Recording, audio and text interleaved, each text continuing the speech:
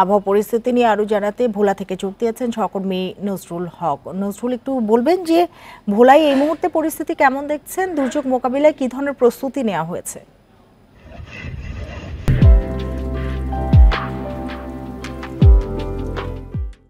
আমি এই মুহূর্তে আছি ভোলা সদর উপজেলার তুলাতুলি এলাকার মেঘনা নদীর পারে। কিছুক্ষণ আগেই নদীতে জোয়ার এসেছে। আপনি যদি আমার পেছনের দিকে একটু তাকান তাহলে দেখতে পাবেন যে জোয়ারের যে পানি, সেই পানির জাপটা কিভাবে নদীর তীরে এসে পড়ছে। এছাড়া আজকে সকাল থেকে আমরা দেখেছি আবহাওয়া খুব ভালো ছিল। সকালে মেঘলা আকাশ ছিল, 9টা পর্যন্ত আকাশ একেবারেই পরিষ্কার ছিল।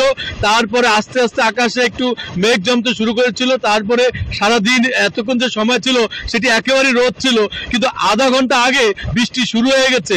দমকা হাওয়া এবং হাওয়ার সঙ্গে যে বৃষ্টি, সেই বৃষ্টির কারণে এখন জনজীবন অনেকটাই বিপর্যস্ত হয়ে পড়েছে। আমি যেখানে রয়েছি তার পাশেই রয়েছে বন্যা নিয়ন্ত্রণ বাঁধ। এই বাঁধের পারে শত শত মানুষ বাস করছে। তারা কিন্তু এখনো এই রিমালের আপনার প্রভাবটা বুঝতে পারছে না। তারা এখনো স্বাভাবিক রয়েছে, কেউ এখন পর্যন্ত আশ্রয় কেন্দ্রে যায়নি। নদীতে আপনি দেখতে পাচ্ছেন যে চট্টগ্রামগামী বিভিন্ন শিপগুলো এখনো নোঙ্গর করে রাখা হয়েছে। কিন্তু দুঃখজনক হলো সত্য যে এরই মধ্যে মাঝের চরে মাছ ধরার ট্রলার গিয়েছে, যাত্রীবাহী ট্রলার গিয়েছে, তাদেরকে বাধা দেওয়ার কেউ ছিল না। ভোলার যে বিচ্ছিন্ন দ্বীপগুলো রয়েছে, ঢালচর, চর নিজাম এবং কাজির চর, সেসব এলাকায় প্রায় 20,000-এর মতো মানুষ বাস করে। সেখানে কোনো বন্যা নিয়ন্ত্রণ বাঁধ নেই। বাঁধ না থাকার কারণে যে জোয়ার এবং জোয়ারের সাথে বাতাস এসেছে, যদি জোয়ারের পরিমাণটা বেড়ে যায় এবং যে আবহাওয়া অফিসের ঘোষণা অনুযায়ী 3 থেকে 10 ফুট পানি ওঠার যে কথা বলা হয়েছে, যদি সেই জলোচ্ছ্বাস হয় তাহলে কিন্তু সেই সব এলাকার মানুষের ভাগ্যে যে কি ঘটবে তা আমরা এখান থেকে বুঝে উঠতে পারছি না। এই ঘূর্ণিঝড় মোকাবেলা করার জন্য জেলা প্রশাসনের পক্ষ থেকে যে প্রস্তুতি নেওয়া হচ্ছে তা খুবই সামান্য।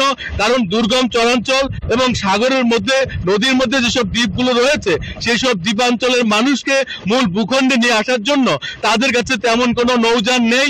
এতই উত্তাল নদী যে এই উত্তাল নদীতে ফেরি চলাচল পর্যন্ত বন্ধ, লঞ্চ চলাচল বন্ধ। সেই অবস্থায় কিভাবে তারা এই সমস্ত ছোট ছোট দ্বীপ থেকে মূল ভূখণ্ডে নদী এবং সাগর পাড়ি দিয়ে জেলেদেরকে এবং সাধারণ মানুষদেরকে মূল ভূখণ্ডে নিয়ে আসবেন, সেটা কিন্তু একটি বড় চ্যালেঞ্জ।